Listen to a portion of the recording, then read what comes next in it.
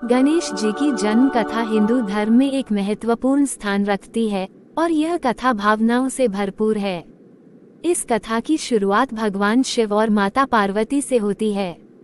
कथा का आरंभ एक बार माता पार्वती कैलाश पर्वत पर निवास कर रही थीं।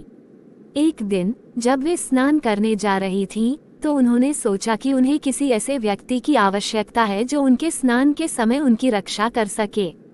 उस समय भगवान शिव कहीं बाहर थे और कोई भी वहां मौजूद नहीं था। इसलिए माता पार्वती ने अपने शरीर के उबटन से एक बालक का निर्माण किया। इस बालक को उन्होंने अपना पुत्र मानते हुए उसका नाम गणेश रखा। माता पार्वती ने गणेश जी से कहा, बेटा, जब तक मैं स्नान कर रही हूँ तुम इस द्वार पर पहरा देना, कोई भी भीतर न आए।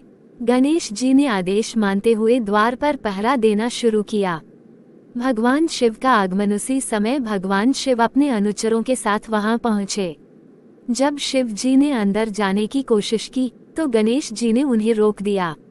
भगवान शिव ने कहा, मुझे अंदर जाने दो, यह मेरा घर है। लेकिन गणेश जी ने अपनी माता के आदेश का पालन करते हुए उन्हें मना कर दिया। भगवान शिव इस बालक के साहस और जिद से क्रोधित हो गए। उन्होंने गणेश जी को समझाने की कोशिश की, पर गणेश जी ने उनकी एक न सुनी। शिव जी का क्रोध भयंकर रूप ले चुका था और उन्होंने त्रिशूल से गणेश जी का सिर काट दिया।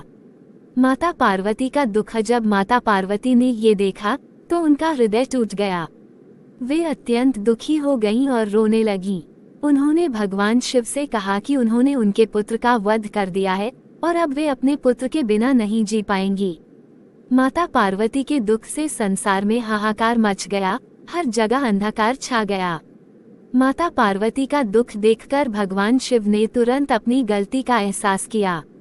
उन्होंने गणेश जी को फिर से जीवन देने का निश्चय किया। शिव जी ने अपने अनुचरों से कहा कि वे उत्तर दिशा की ओर जाएं और किसी भी जीव का सिर लेकर आएं जो सबसे पहले उन्हें मिले।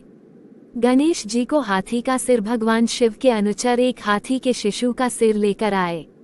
भगवान शिव ने उस सिर को गणेश जी के शरीर से जोड़ दिया और उन्हें फिर से जीवन दान दिया। इस प्रकार गणेश जी को एक नया रूप मिला जिसमें उनका सिर हाथी का था। जब गणेश जी पुनः जीवित हुए तो माता पार्वती की खुशी का ठिकाना न रहा।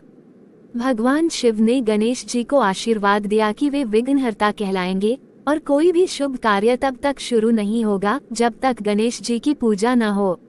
इस प्रकार गणेश जी को प्रथम पूज्य का स्थान प्राप्त हुआ। भावनात्मक संदेश। इस कथा से हमें ये सीख मिलती है कि माता पिता का आशीर्वाद जीवन में सबसे महत्वपूर्ण होता है।